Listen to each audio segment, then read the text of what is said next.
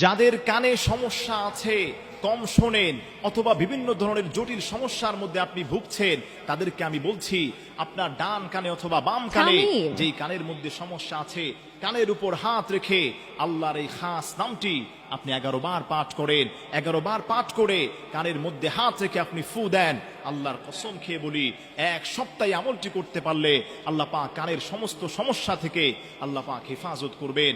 আপনি পড়বেন কানের উপর ডান হাত রেখে, ইয়া সামিউ ইয়া সামিউ ইয়া সামিউ। আল্লাহর এই খাস নামটি আপনারা সবাই পড়তে পারেন।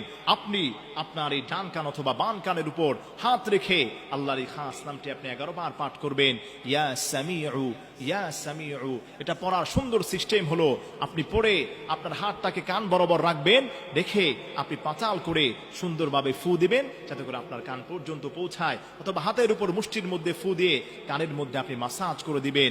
এক সপ্তাহ করতে পারলে আল্লাহ পাক কানের যাবতীয় জটিলতা থেকে, অনেকের কান পেকে যায়, অনেকের কানের মধ্যে বিভিন্ন সমস্যা দেখা যায়, কম শুনে অথবা দেখা যায় বিভিন্ন সমস্যার কারণে, আপনি নিয়মিত করতে পারলে আল্লাহ পাক আপনাকে হেফাজত করবেন।